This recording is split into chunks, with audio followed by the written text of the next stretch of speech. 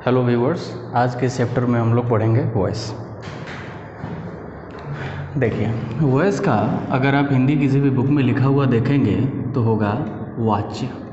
लेकिन आप ये समझिए कि आखिर ये वाच्य कैसे है। ऐसा है मेरा पढ़ाने का तरीका कि किसी बुक में जो एग्जैक्टली चीज़ें लिखी हुई है उससे आप रट के मत पढ़िए, आप किसी चीज़ को समझ के देखिए अपने रियल लाइफ में। तो हमने देखा गया कि वॉइस का जो एग्जैक्ट मीनिंग है वो होता है आवाज़।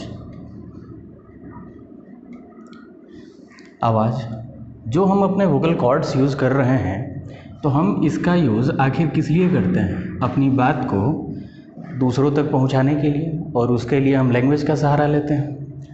हम बातों को कहते हैं, हम फाइनली वाक्य बना बना करके बोलते हैं। ठीक है, वाक्य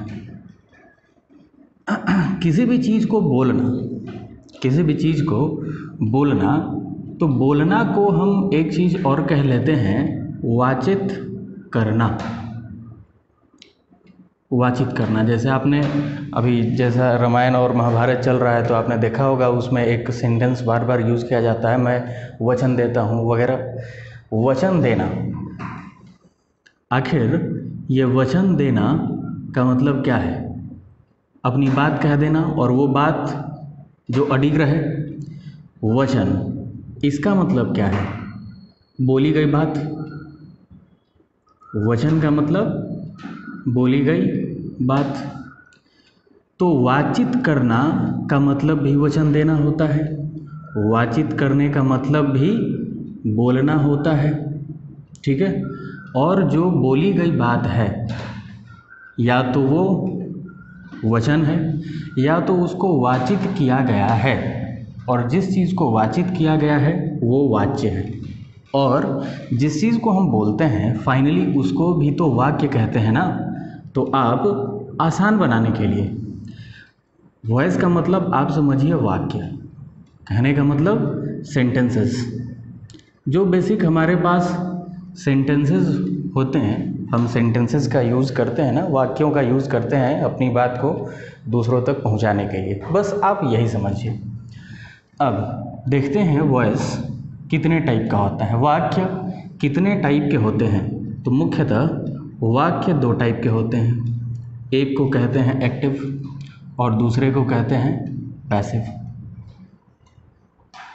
उससे भी पहले एक ज़रूरी बात आपको समझनी है, किसी भी सेंटेंस को बनाने के लिए हमारे पास अगर कोई भी सेंटेंस हो तो उसको बनाने के लिए मैक्सिमम कितने चीज़ों की ज़रूरत है?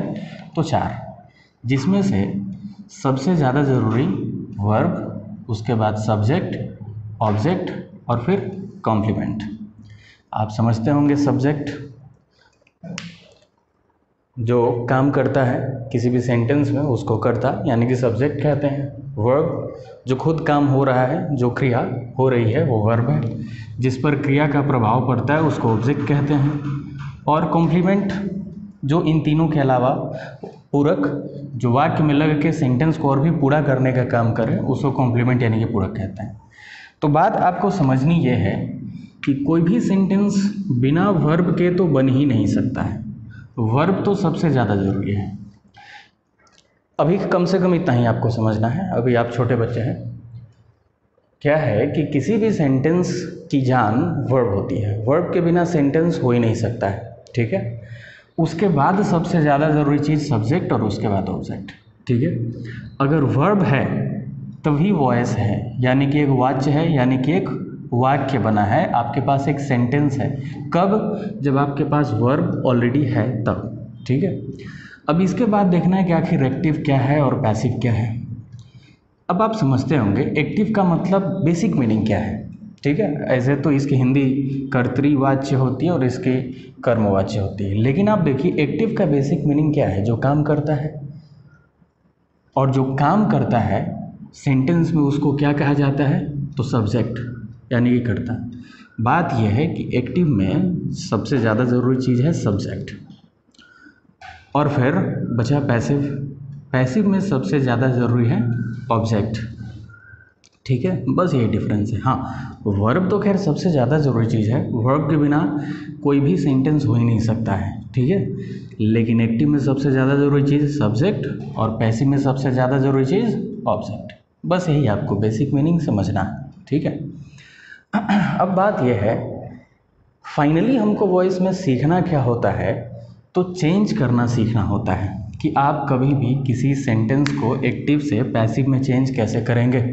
किसी भी एग्ज़ाम के लिए, कोई भी कॉम्पिटिटिव एग्ज़ाम हो गया जैसे एसएससी हो गया, या फिर डिफेंस के एग्ज़ाम्स हो गए, या फिर अगर आपकी सिलेबिक स्टडीज़ के भी एग्ज़ाम्स हैं तो भी वॉइस तो पूछा जाता ही है। तो उसके लिए मैं क्या करूँगा कि आपको टाइम एंड टेंस के हर टेंस के लिए अलग अलग मैं पैटर्न नहीं बताऊँगा, मैं एक रूल बता देता हूँ, एक मान के चलिए ट्रिक है, और उसी से टाइम एंड टेंस के सारे पैसिव्स आपके बन जाएंगे।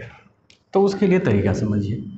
जो पहला तरीका ये है कि एक्टिव सेंटेंस में जो ऑब्जेक्ट होगा उसको आप पैसिव में सब्जेक्ट की जगह रखिएगा। दूसरा तरीका, अगर कोई ऐसा सेंटेंस है जो नो कॉन्टिन्यूअस टेंस हो, मतलब ये कॉन्टिन्यूअस नहीं हो, तो क्या करेंगे, उसको पैसिव में चेंज करने के लिए auxiliary verb of next tense, अगले टेंस का आप एक्सिलरी वर्ब लिखेंगे। इसको ढंग से समझ लीजिए। मैं कह रहा हूँ कि अगर कॉन्टिन्यूअस टेंस नहीं होगा, कॉन्टिन्यूअस टेंस नहीं होगा मतलब या तो इंडेफिनिट होगा या तो परफेक्ट होगा। मैं ये नहीं कह रहा कि किस टाइम का, प्रेजेंट का भी हो सकता है, पास्ट का भी हो सकता है और फ्यूचर का भी हो सकता है। मान लीजिए कि अगर प्रेजेंट कॉन्टिन्यूअस नहीं है तो प्रेजेंट इंडेफिनिट होगा या फिर प्रेजेंट परफेक्ट होगा, तो उसके अगले टेंस का एक्सिलरी वर्ब लगाएंगे। एग्जाम्पल से और क्लियर हो जाएगा।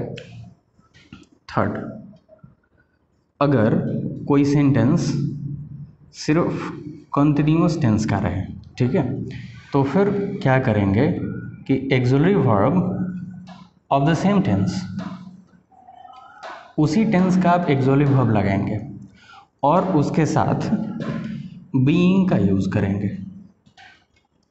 अब जो फोर्थ रूल है फाइनल, वो ये है कि चाहे एक्टिव किसी भी टाइम का टेंस का रहे, किसी भी पैटर्न का रहे, पैसिव में वर्ब का थर्ड फॉर्म ही सिर्फ यूज़ होगा और कुछ यूज़ नहीं होगा, ठीक है।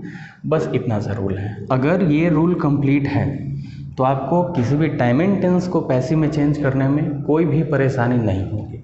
तो स्टूडेंट्स, ये जो मैंने रूल बताया ये बड़ा ही ज़रूरी रूल है और आप इसको ज़रूर याद रखें। अगर ये किसी बुक में ना मिले तो आश्चर्य की बात नहीं है, ये मैंने खुद ही डेवलप किया है, बस आप इसको कंप्लीट रखिए। और इस पर बेस्ड अब हम कुछ क्वेश्चंस की प्रैक्टिस कर लेते हैं ताकि ये कॉन्सेप्ट हमारे अच्छे तरीके से समझ आ जाए। चलिए एक एग्जांपल लेते हैं। हम लेते हैं एक खानदानी सा सेंटेंस, इंडिया में काफ़ी पॉपुलर है।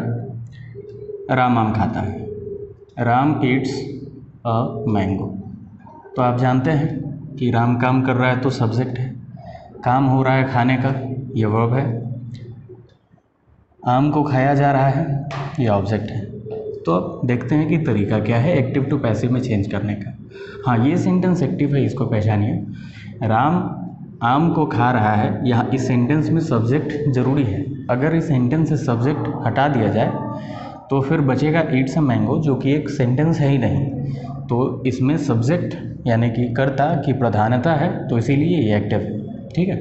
पैसिव में चेंज करना है। हमने क्या लिखा है कि ऑब्जेक्ट को सब्जेक्ट की जगह पे लिखेंगे, ठीक है। तो हम ऑब्जेक्ट को इधर लाते हैं, लिखते हैं सब्जेक्ट की जगह पे। ध्यान ये रखना है कि हम सिर्फ सब्जेक्ट की जगह पे लिख रहे हैं, वो सब्जेक्ट नहीं बन जाएगा इस सेंटेंस का, बस सब्जेक्ट की जगह पे लिख रहे हैं। ऑब्जेक्ट को हमने सब्जेक्ट की जगह पे लिखा, फर्स्ट रूल ख़त्म। सेकंड रूल, अगर कंटिन्यूअस टेंस का नहीं है तो किस टेंस का है देखेंगे, subject plus V5। Present indefinite है ये, मतलब कॉन्टिन्यूअस नहीं है, यानी कि ये रूल मैच कर रहा है। Auxiliary verb of next tense, अगले टेंस का एक्सिलरी वर्ब लगाएंगे। तो ये है प्रेजेंट इंडेफिनिट, जिसका कि अगला टेंस होता है प्रेजेंट कॉन्टिन्यूअस, और उसमें एक्सिलरी वर्ब इज MR होता है। तो फिर अ मैंगो के साथ हमने लगा लिया इज। अब खास बात क्या है कि जब सेकंड रूल अप्लाई हो ही क्या है तो थर्ड नहीं लगेगा, क्योंकि एक सेंटेंस या तो कंटिन्यूअस का नहीं होगा या फिर कॉन्टिन्यूअस का ही होगा, तो इसीलिए थर्ड रूल अब नहीं लगेगा। फोर्थ, हर पैसिव में वर्ब का थर्ड फॉर्म यूज़ किया जाता है। वर्ब था हमारा ईट्स, तो उसका थर्ड फॉर्म हमने कर लिया ईटन। पैसिव हो गया। बस इतना ही। हाँ, अगर इच्छा है आपकी तो आप लिख सकते हैं बाय राम।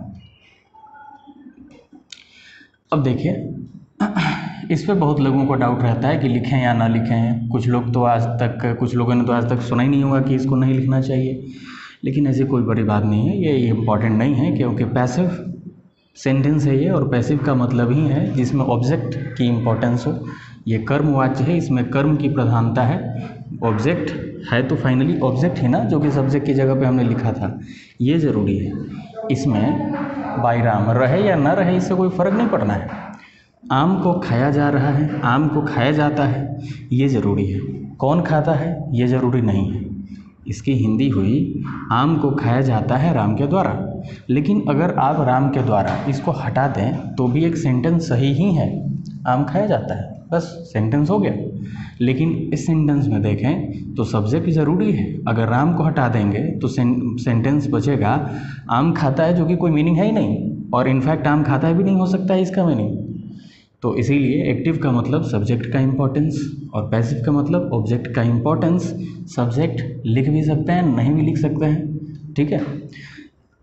कुछ कुछ ऐसे सेंटेंसेस होते हैं जहाँ पे बाय के साथ कुछ कुछ लिखना गलत हो जाता है। कुछ ऐसे भी है जहाँ पे कुछ न कुछ लिखना ही है एजेंट में, उसकी लंबी कहानी है, हम बाद में पढ़ेंगे। ये एक एग्जाम्पल हुआ, एक और लेते हैं। आई am telling you a story.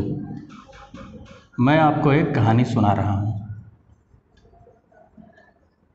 ठीक है। अब देखेंगे इसमें सब्जेक्ट मैं काम करने वाला है, सब्जेक्ट हो गया। सुनाना वर्ब है, एम तो खैर एक्सुअली वर्ब है।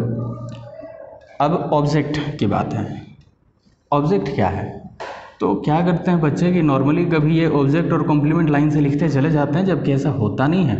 ऑब्जेक्ट पहचानना सीखिए आप। मैं सोचता हूँ कि बता ही देता हूँ, बहुत सारे लोगों को नहीं भी पता हो सकता है।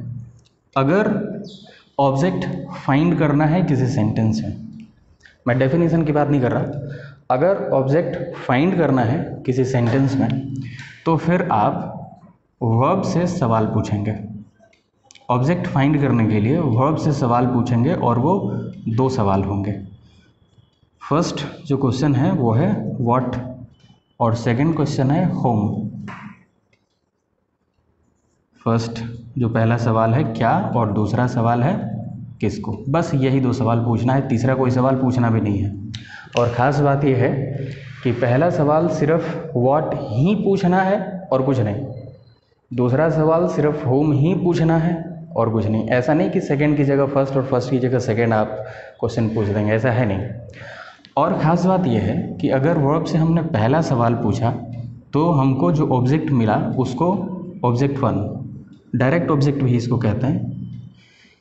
और जो सेकंड सवाल पूछने से होम, वर्ब से अगर हमने पूछा होम तो जो जवाब मिला उसको कहेंगे ऑब्जेक्ट 2, जिसको कि इनडायरेक्ट ऑब्जेक्ट भी कहते हैं, ठीक है। अब हमने बताया था वॉइस, वॉइस का मतलब वाच्य, लेकिन हमने अपने पढ़ने को आसान बनाने के लिए कह लिया है आवाज़। आवाज़ तभी निकलेगी ना जब हम जिंदा रहेंगे, और ज़िंदा रहने के लिए क्या ज़रूरी है? O2, oxygen. बस ये समझने के लिए ट्रिक है। मतलब ये है कि अगर हमें पैसिव बनाना है और हमारे पास 2 ऑब्जेक्ट्स हैं, ऑब्जेक्ट 1 और ऑब्जेक्ट 2, तो हम ऑब्जेक्ट 2 को लेकर चलेंगे, ठीक है। अब देखिए, मैं आपको एक कहानी सुना रहा हूँ, इसमें वर्ब है सुनाना। इससे हम सवाल करते हैं क्या सुना रहा हूँ, जवाब है एक कहानी, ऑब्जेक्ट 1। किसको सुना रहा हूँ? तुमको सुना रहा हूँ। दूसरा सवाल पूछने पे ऑब्जेक्ट मिला, ऑब्जेक्ट 2। और हमें पैसिव बनाने के लिए ऑब्जेक्ट 2 लेकर चलना है। यानी कि अब हमने तरीका देखा, तो तरीका है कि ऑब्जेक्ट को सब्जेक्ट की जगह लिखना है पैसिव में चेंज करने के लिए, तो हमने लिखा यू। अब देखेंगे कि कॉन्टिन्यूअस है कि नो कॉन्टिन्यूअस है। तो I am telling, subject is am are और V4, ये होता है प्रेजेंट कॉन्टिन्यूअस। तो सेकंड रूल अप्लाई नहीं होगा, थर्ड अप्लाई। कॉन्टिन्यूअस टेंस है तो क्या करना है कि एक्सुअली वर्ब सेम टेंस, उसी टेंस का एक्सुअली वर्ब यूज़ करना है और उसके साथ बीइंग। तो इसी टेंस का एक्सुअली वर्ब, मतलब कि प्रेजेंट कॉन्टिन्यूअस का एक्सुअली वर्ब। अब यू है सब्जेक्ट की जगह पे, यू के साथ हम यूज़ करते हैं आर, यू आर। उसके बाद बीइंग यूज़ करना है, बीइंग हमने कर लिया, और उसके बाद फोर्थ रूल है कि हमेशा V3, तो टेल का V3 told, your being told, ये तो इधर आ ही गया था। अ स्टोरी बचा हुआ था, तो जो बचा हुआ चीज़ है उसको आप लिख दीजिए, your being told a story. अगर इच्छा है तो आप बाय में लिखिए, इच्छा नहीं है तो मत लिखिए, कोई दिक्कत नहीं है। ठीक है, यह हो गया। कोई और एग्जांपल लेते हैं। हे ब्रॉक द चेयर, सब्जेक्ट है, ब्रेक का V2, ब्रोक V2 है, और फिर ये ऑब्जेक्ट है। Subject V2 object past indefinite का हमने सेंटेंस ले लिया। एक्टिव टू पैसिव में चेंज करना है, ऑब्जेक्ट को सब्जेक्ट की जगह लिखना है, तो हमने सबसे पहले लिख लिया द चेयर। ठीक है, अब देखना है कि कॉन्टिन्यूस है कि no continuous. Subject plus V2 past indefinite है, मतलब कॉन्टिन्यूस नहीं है, तो अगले टेंस मतलब कि पास्ट कॉन्टिन्यूस का एक्सुअली वर्ब यूज़ करेंगे, the chair was. Second rule apply हो जाने के बाद थर्ड नहीं होगा, दैट फोर्थ V3 हो जाएगा ब्रोकन। अगर इच्छा है तो बाय हिम, नहीं इच्छा है तो मत लिखिए, हो गया। इसी तरीके से आप टाइम एंड टेंस के जितने भी पैटर्न्स हैं सबके आप पैसिव चेंज कर ले सकते हैं। ठीक है, एक बात ख्याल रखिएगा कि किसी भी परफेक्ट कॉन्टिन्यूअस का, या फिर प्रेजेंट का हो, पास्ट का हो, फ्यूचर का हो, परफेक्ट कंटिन्यूअस का पैसिव में नॉर्मली चेंज नहीं किया जाता है। और क्या है कि फ्यूचर कॉन्टिन्यूअस को भी नॉर्मली चेंज पैसिव में नहीं किया जाता है, लेकिन अगर करने की जिद हो, पैसिव में चेंज करने की जिद हो, जो कि कॉम्पिटिटिव लेवल में करना ही पड़ता है, तो फिर आप इस तरीके से कर लेते हैं, कोई दिक्कत नहीं है उससे। ठीक है, जगह की थोड़ी कमी है, इसको मैं रेज करके फिर से नया कुछ बताता हूँ। कुछ और एग्जांपल्स आप देख लीजिए, जिससे कि आपका ये कॉन्सेप्ट कम से कम क्रिस्टल क्लियर हो जाए। ठीक है,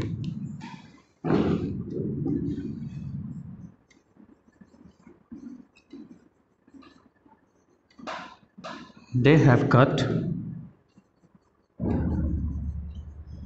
ऑल द ट्रीज। ठीक है, subject they, have auxiliary verb, cut, have के बाद V3 है, ये हैव, V1 V2 V3 एक ही फॉर्म है।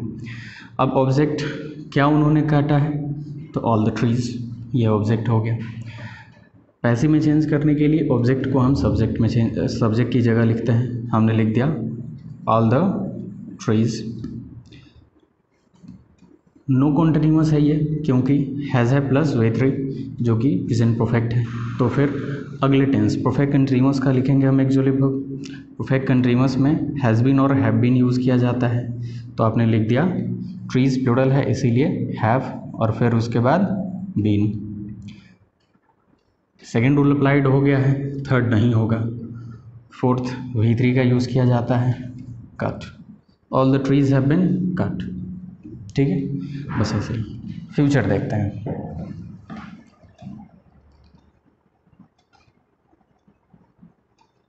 he will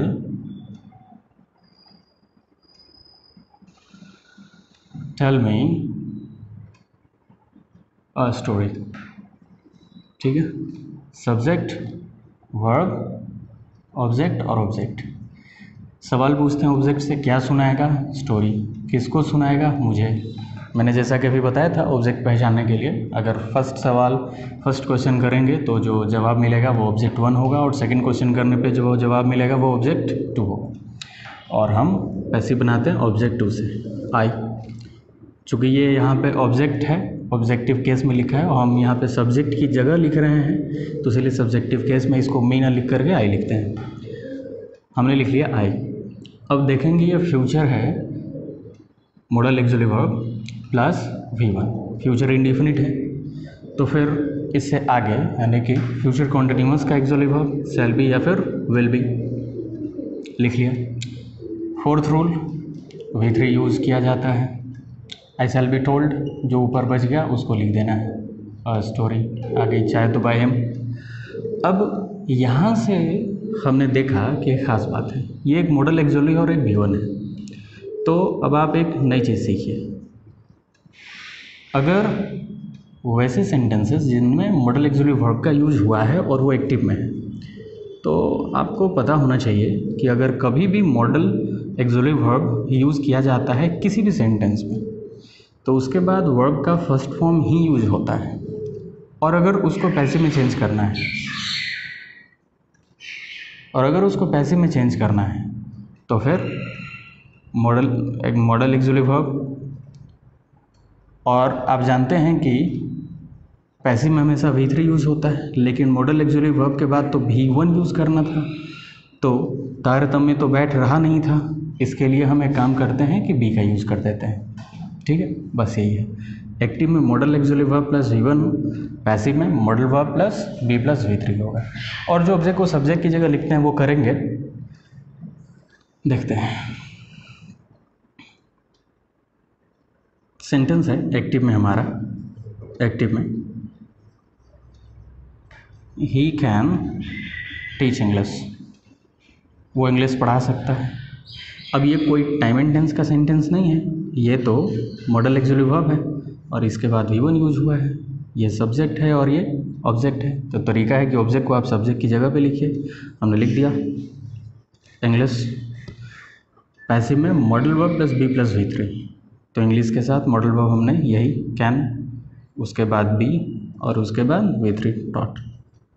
English can be taught, इच्छा है तो बाय हिम, अदरवाइज नहीं भी लिखिए। ये हो गया पैसिव में। एक और सेंटेंस हम लेते हैं, we must respect our parents. We subject, must modal exclusive verb. Modal exclusive verbs को जानिए, इंग्लिश में मॉडल एक्सक्लूसिव वर्ब्स होते हैं 13। उसके बाद हम लोगों ने V1 यूज़ किया है। किसकी इज्जत करनी चाहिए, किसका सम्मान करना चाहिए, तो हमारे पेरेंट्स को। ये ऑब्जेक्ट है। ऑब्जेक्ट को हम पैसिव में चेंज करने के लिए सब्जेक्ट की जगह पे हमने लिखा आवर पेरेंट्स। उसके बाद modal verb plus B plus V3 लिखना है। मॉडल वर्ब है मस्ट, उसके बाद B और उसके बाद V3। और parents must be respected, that's it. I hope आपको क्लियर हो चुका होगा अब तक कि उस पैटर्न से हम टाइम एंड टेंस के एक्टिव को कैसे पैसिव में चेंज कर लेंगे, और साथ ही साथ कैसे अगर किसी मॉडल एक्सक्लूसिव वर्ब पे बेस्ड सेंटेंस रहे तो फिर उसको पैसिव में चेंज कर लेंगे। ठीक है, हाँ। तो स्टूडेंट्स, मैं कह रहा था कि हम लोग सीख तो रहे हैं पैसिव स्टेटमेंट बनाना एक्टिव से, और इसके लिए सबसे ज़्यादा ज़रूरत है अगर किसी चीज़ की, तो वो है प्रैक्टिस। जितना ही ज़्यादा प्रैक्टिस करेंगे उतना ही ज़्यादा सीखेंगे। रूल्स कुछ खास नहीं है, एटलीस्ट टाइम एंड टेंस के लिए तो इतना ही है, और एक्सक्लूसिव वर्ब के लिए जो मैंने बताया था एक रूल बस वही है। इसी पर आप ज़्यादा से ज़्यादा सेंटेंसेस की प्रैक्टिस करते हैं। और चूँकि ये मेरा फर्स्ट वीडियो है आपके लिए ऑनलाइन, तो फिर इसमें मैं काफ़ी ईजी सेंटेंसेस की प्रैक्टिस करवा रहा हूँ, काफ़ी ईजी, एकदम बेसिक लेवल की। अगले वीडियो में हम थोड़े एडवांस लेवल की बात करेंगे। अभी खैर बेसिक से ही काम चलाते हैं। एक सेंटेंस देखिए, found him guilty of the crime.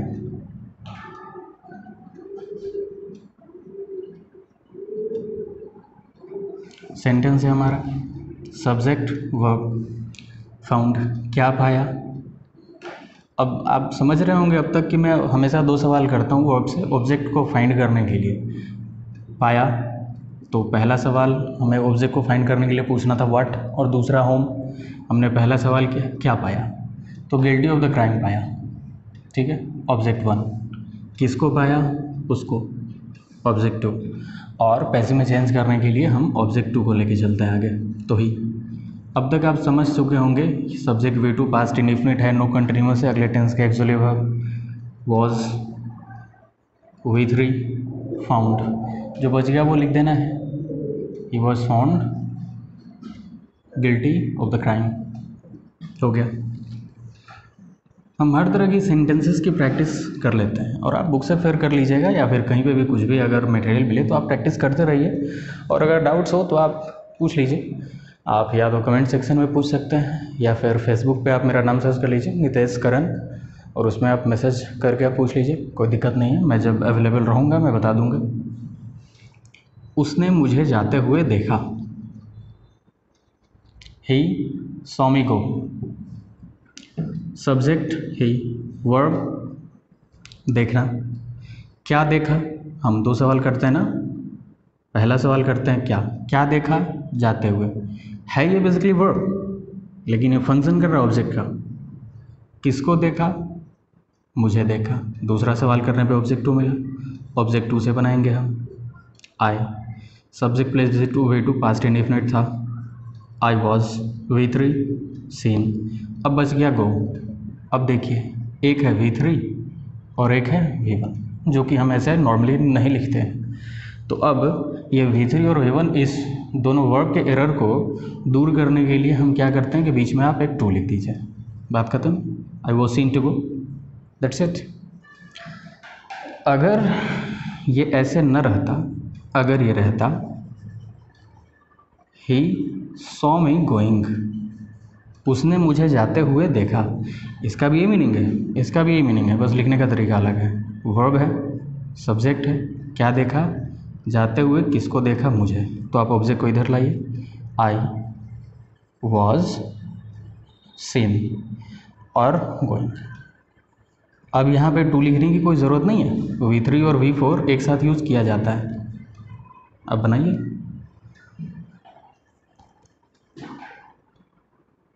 उसने मुझे हंसाया, he made me laugh, he subject, made verb, क्या क्या हंसाया, किसको, मुझे। ऑब्जेक्ट को इधर लाइए, आई वॉज मेड। अब आप समझ रहे हैं कि ये V3 है और ये V1 एक साथ नहीं लिखेंगे, तो इसलिए हमने टू लिख दिया। इसी तरीके से सेंटेंसेस की प्रैक्टिस करनी है, तो आप करिए, ढेर सारे सेंटेंसेस की प्रैक्टिस करिए। और मैंने अब तक बेसिक्स ही बताया है, और अगले वीडियो में थोड़ा सा बेसिक बताने के बाद हम लोग कुछ अच्छे सेंटेंसेस की प्रैक्टिस करेंगे जो कि CGL वगैरह में आ चुके हैं या फिर उस लेवल के क्वेश्चंस, ठीक है। तब तक आप घर पे रहिए, stay home, stay safe, see you in the next video.